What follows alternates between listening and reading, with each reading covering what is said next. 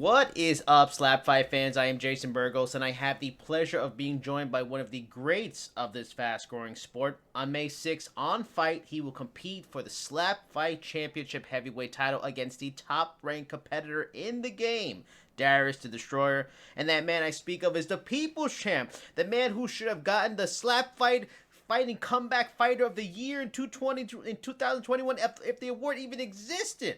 And that is the one, the only Frank the Tank, Senor Tank. Thanks so much for the time today. Yeah, no problem.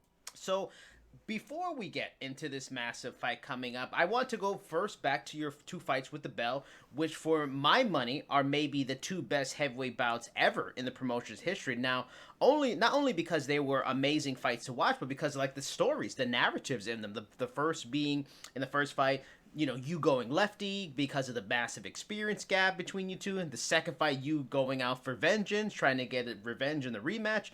In that first fight, how long was it before you thought to yourself, shit, this whole left hand thing might not have been a bad idea? Um, Honestly, the longer the fight went on, I noticed how bad I was with my left hand. Um, it wasn't looking too good, but there was no quit. So I chose to do it with my left hand. I didn't regret the decision because it also tested myself. And I mean, I'm the only fighter who's decided to use their opposite hand by choice. Yeah.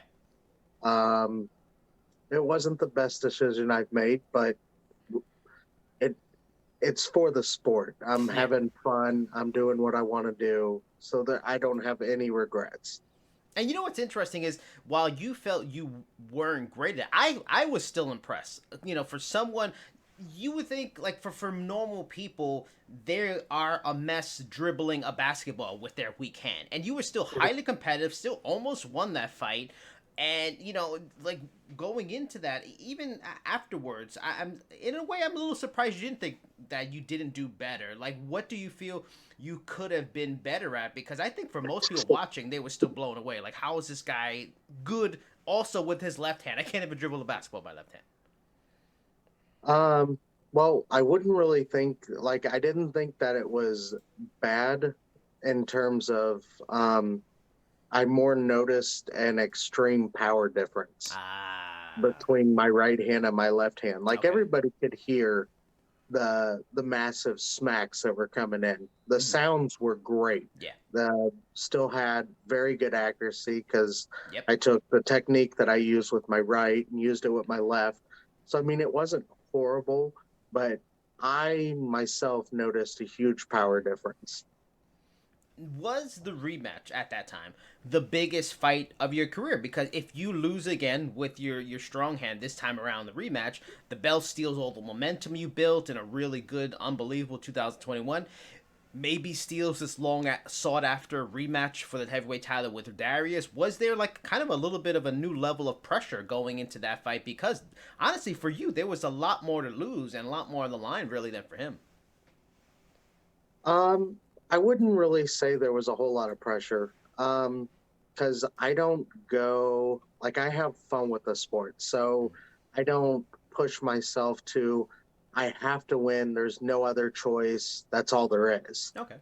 Um, I don't go expecting to win every fight. I Mm-hmm. want to win every fight, but if I lose it, I also take what happens with the loss and treat it kind of as a learning Mm. experience. Um, I mean, every loss that I've had has turned new corners for the way I've trained at techniques, learned different styles, and just building. Um, Getting the heavyweight championship opportunity is, of course, great. And we all know for the people who have followed us for as long as they have, me and Darius have fought multiple times. Um, I can't say any bad things about Darius and his durability and power and even the lengths that he's come. Mm-hmm. But yeah, I wouldn't say there was any pressure. Like at least I didn't put any on myself.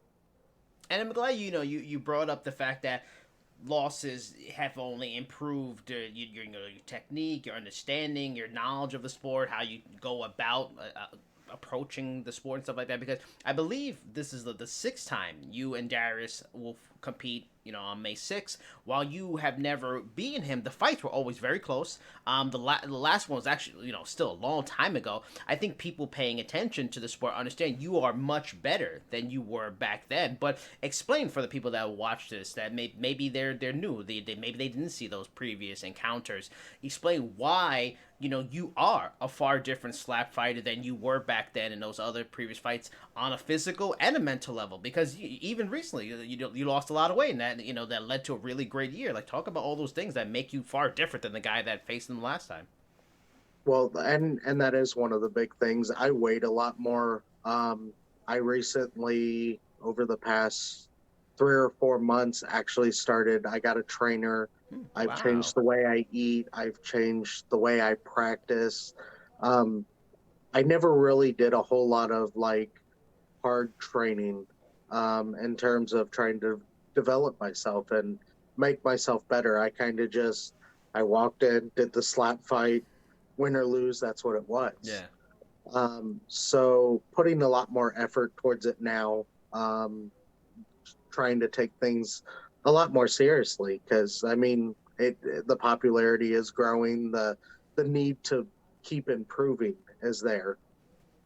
Yeah. Um, so I mean, kind of just building on what I've already done, dropping that 40 pounds from super heavyweight to heavyweight was a big step in my ability to just kind of transform and keep growing.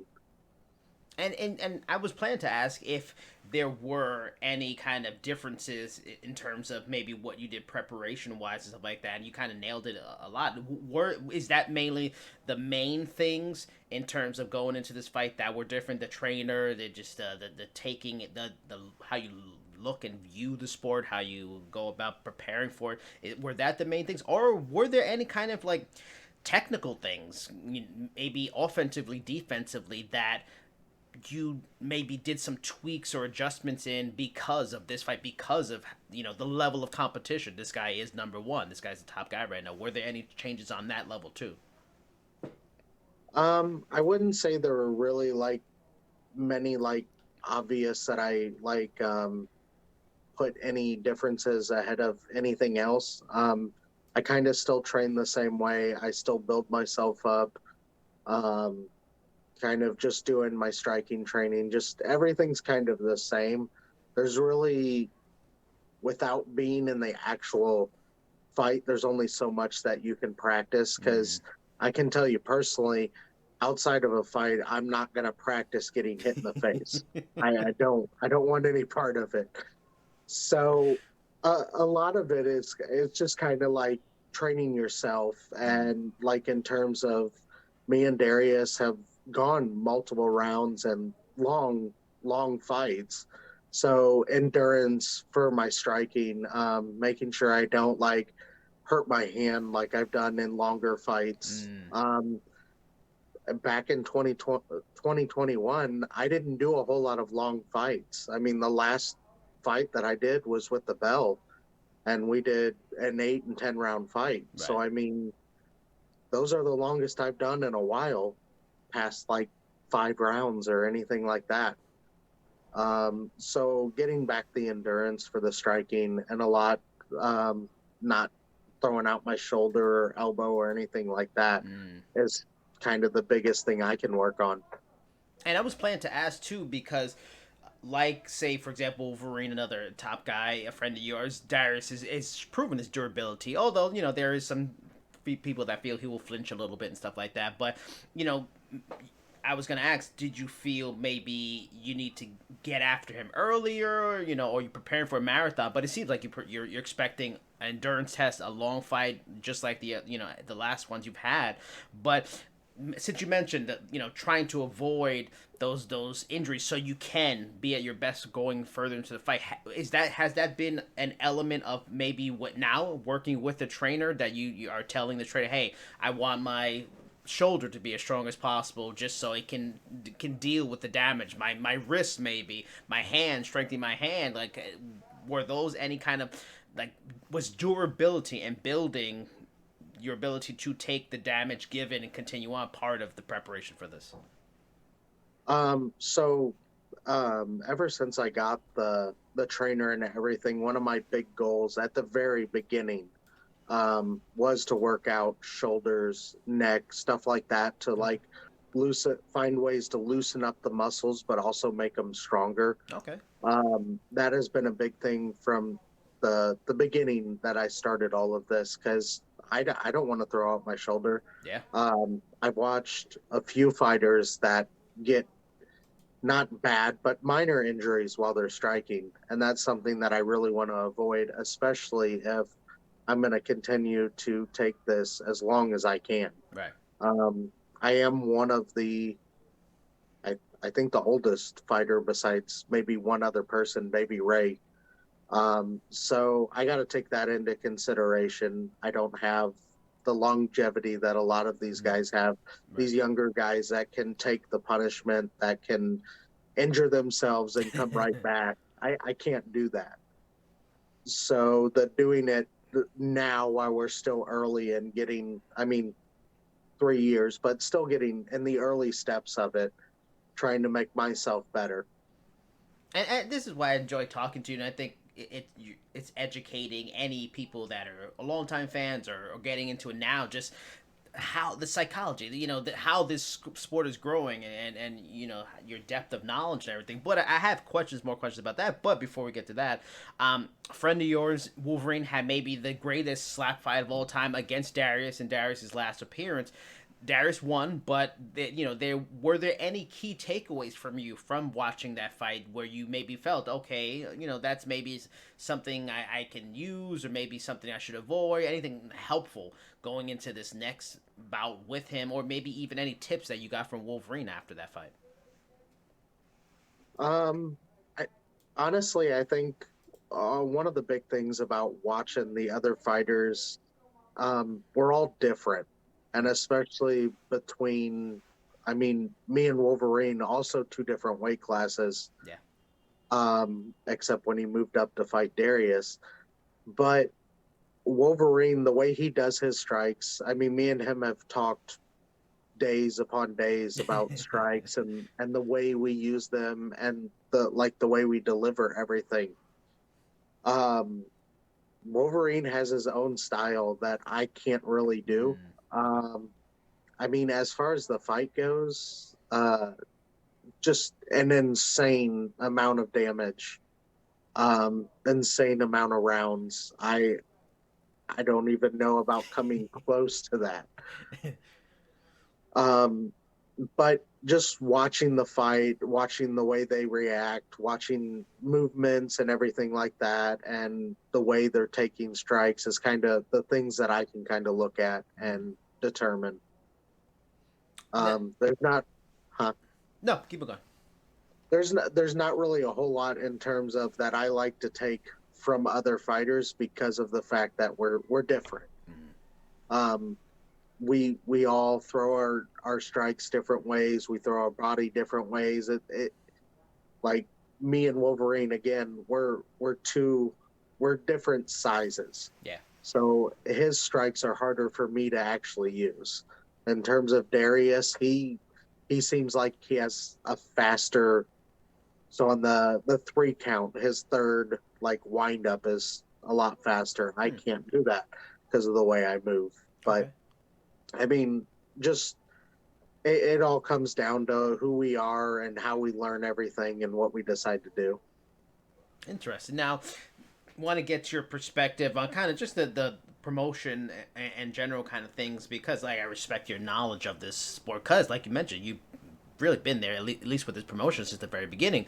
The other title fight on this card is Wolverine versus Simba, and maybe one of the more anticipated fights in the promotion's history. I feel like Simba is kind of like this next evolution in the promotion to take it, that can help it take it to that next level, to expand it, a broader audience, that brash and cocky but still talented competitor. Well, there hasn't been a lot of that in SlapFIGHT Championship. while it may not be what purists are used to, do you see kind of the benefits in talented but say colorful fighters like him being in the sport, to continue to grow the industry, make it bigger, make it a bigger success long term? It's kind of similar to like what Conor McGregor or Chael Sonnen have been in the UFC. Yeah, I mean, most definitely. I feel like every fighter has their own persona and the way they build themselves and the way they talk to people. And no matter what way they do it, whether you agree with it or not, whether it's your style, it draws in a whole different aspect of people. Yep.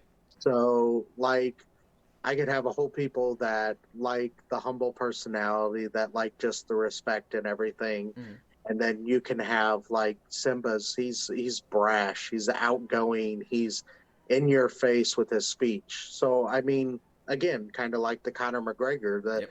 you like to talk and you like to like the ego is really high. Yeah, yeah. So I mean, there's nothing wrong with that. Me personally, I'm not like that. So I'm not going to hate somebody for that, but because it's their style. If it's what they do, then I mean that's all okay. So it's kind of just one of those things, and it'll bring in a whole new group that vibes to Yeah. that kind of persona. I loved speaking with you the last time about, like, the offensive defensive psychology to the sport, because you were in, like I mentioned since the beginning, you have this deep knowledge. You've seen so many different people come in and leave, so many people come in and stay and become stars and stuff like that. And what's really cool right now about SlapFIGHT Championship, there's like a really cool boom influx of new talent. And Mm. there is Simba, there's the Bell, there's Shamok and Thunderclap, the Hulk, all new faces, all have serious upside, all in different weight classes too, which is the best thing, just showing the depth of the promotion, all these different weight classes too. First, among those four that I mentioned, who do you feel, in your opinion, from your opinion on this sport, has like the most upside, the serious potential to really be the next Frank the Tank, the next Wolverine and Darius? And how cool is it also to have been a part of this evolution with the promotion, to see where it was in the beginning with filming on a camera phone to now you're on Fight TV, pay-per-view, big things, on the cusp of big things now. Um, well, first off, if I had to pick one fighter, it's definitely going to be the Bell. Okay. I gained a huge respect the two times we fought. Um, his power is probably in my top three. Wow. Um, his chin is absolutely insane. And I feel like once he actually takes the time to practice his striking and get to learning all the new things and all the different aspects and what works for him, um, I have a feeling he's going to be unstoppable. Wow. Um, I, in my honest opinion, if it wasn't for the penalties, he would have won that fight. All right. That is one benefit that I have, is I don't get Yeah. too many penalties. The experience, yeah, it's big. But he is an absolutely amazing fighter. He's an amazing person, and his personality is great too. Um, he's gonna do big things. He's gonna go far if he sticks with it. And in terms of, Um, yeah, the just seeing the growth, it's crazy. The growth in the last 2 years has been nuts. Yeah, it has. Yeah, and you're right. Going from the phone and going from back when we used to do these and the bars Yeah. and Yep. everything and all of the crowds and everything. Yep. It's different to see the change. I also think that if it wasn't for COVID, this could be totally different. Yeah. I think COVID actually helped this organization and helped us, Yeah. and we did it through an online thing Yep. rather than actually going and everybody being in person. So, I mean, there was good things and there was bad things about it, but overall, I think it was better for the company, for what happened and the way it did. Do you have it? Because it was a big thing with like UFC fighters when they were performing at the Apex with no fans during COVID. Going from these huge crowds and stadiums, all those kind of stuff. This the crowd atmosphere to no crowd. For you, you were there. Some of these names I mentioned, like those Bell and Simba, they haven't been a part of that with crowds yet. They've been undisclosed location fighters only. You Yeah. you were there with the crowds. Do you have a preference between you like when an audience is there, or maybe do you like it when it's kind of like that close set? It's a smaller group of just the people that are filming and the fighters and kind of that more intimate kind of vibe. Well, I would say it's probably different. So while I'm fighting, I kind of zone out. Okay. So I don't really notice everything that's around me. Um, Whether the crowd's there or not doesn't make a big difference. In terms of when we're outside the fights and we get to meet people and we get to like have interactions with the crowd and everything, that part, yeah, that part's great. Yeah. Um, there's really no bad things to it. There's only good things to having a crowd. It doesn't bother me to have it because, like I said, I kind of zone out while I'm Yeah. fighting and I don't really pay attention to Yeah. anything. Um, so we'll see if we can get back to it or what happens and how it all works. I mean, and I know there's supposed to be already. I think it was already put up on the SlapFIGHT social media, the plans for an Ozark show in June with fans and stuff like that. Knowing that, and knowing, like we mentioned, how much the promotion has grown, and there is this real legitimate fan base, that there's a newfound respect for it. It's not this thing on YouTube where people are smacking the hell out of it. It's like, there's a developing audience, a developing sport that's being taken serious. Is there excitement? If that is the plan, a show in June with a crowd to now be in front of this audience that really knows you and that is really devoted to you, to the promotion. Is there an excitement to kind of like, oh shit, we got like SlapFIGHT fans, we got like groupies, like this is big. There definitely is, especially for the fact that I was talking about JT. I live less than an hour from where that's going to happen. Mm, So, in terms of the amount of people I could get to come to it and actually see this in person mm-hmm. is amazing. Yeah. Um, I'm working on trying to get a fight. We'll see if it happens. But even if I don't, I think I'm going to come and interact and just, have fun and be there, especially rooting for the people that actually do have fights. So, in terms of like getting to see what happens, I'm excited.